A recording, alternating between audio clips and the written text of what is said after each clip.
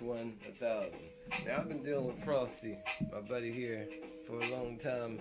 And tell me, like, he got this stuff together. This whole social studies thing it's just awesome because what it is to help us in the neighborhood teach one person, teach 1,000.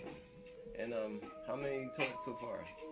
At this point, about 4,700 people, mostly youth, about 3,000 of those being youth K to 8, in schools, private tutoring, teaching, and being part of programs as an educator. Since 2015, when I set out the challenge that I call Each One Teach 1,000. Well, you know that you basically like multiplied yourself times 4 because you're doing 4,000, so you're doing like four Frosties, like frosting everything up, man. I mean that's hell of a great. I mean how big you want this to be?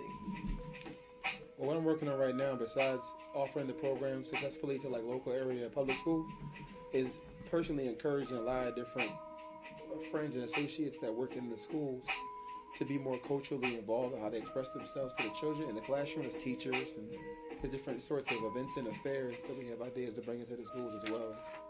But overall, it's a cultural shift. It's focusing on, in more of the things that we do in classroom and not, teaching the history, culture, heritage, achievements of many of our peoples that we come out of by blood and recent heritage, and of the people whose land we stand on right now, who we also are part of. In the natives. Yes. Yeah, I think that's what the other thing was about it, was it talked about the whole native culture and how, like, we weren't really taught what we really, we a lot of stuff was left out. I mean, even in schools that I went to school with, I mean, I thought I knew everything until, I started, like, digging and everything. And I was like, wow, like, that was just held back. A lot of knowledge held back. So they have, like, to teach these kids and have people in the community, like, being the ones that go into them and, like, I'm right here and I look just like you. I mean, I think that's the greatest thing about it.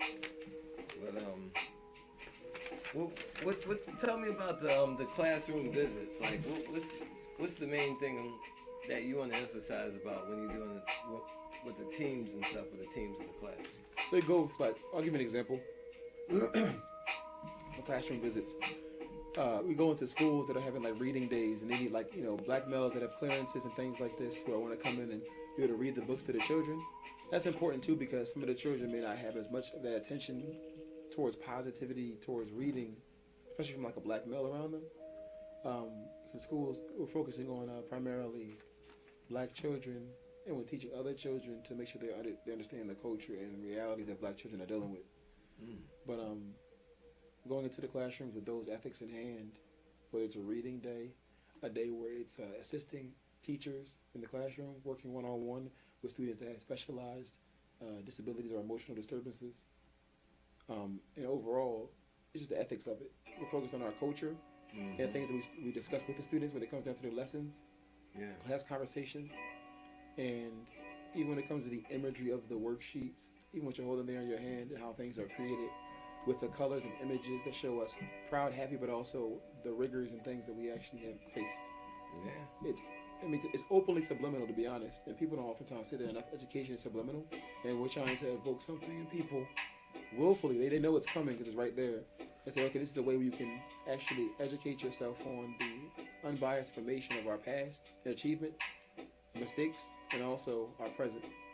And when you say past, you don't mean just 400 years and just stop. Oh, no, tens of thousands, and in many places. And it's not just a general Egypt or West Africa focused culturing to this cultural studies programming.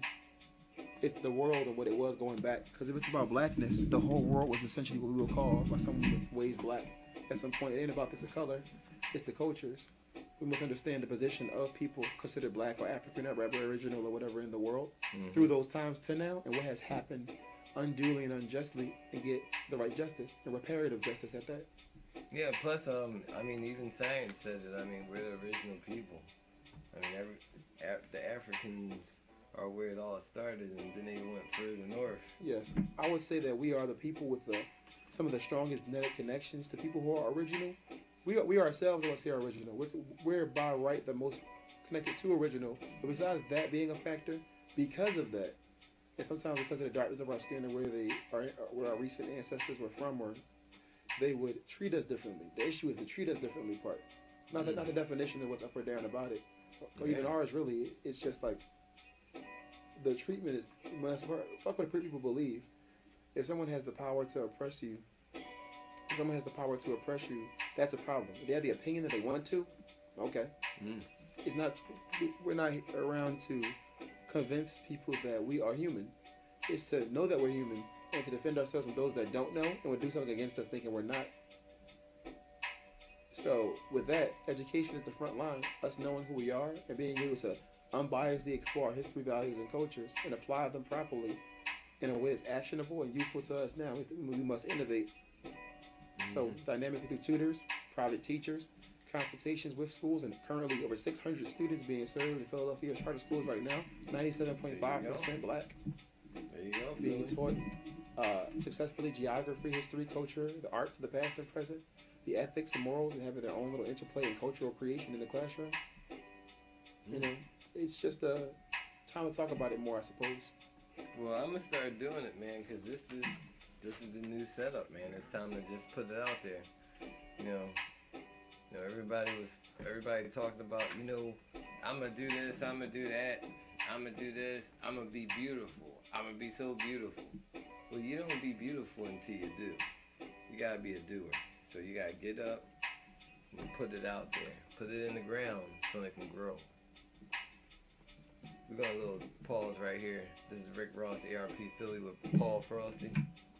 And we're going to take a little pause here right here, so stay tuned.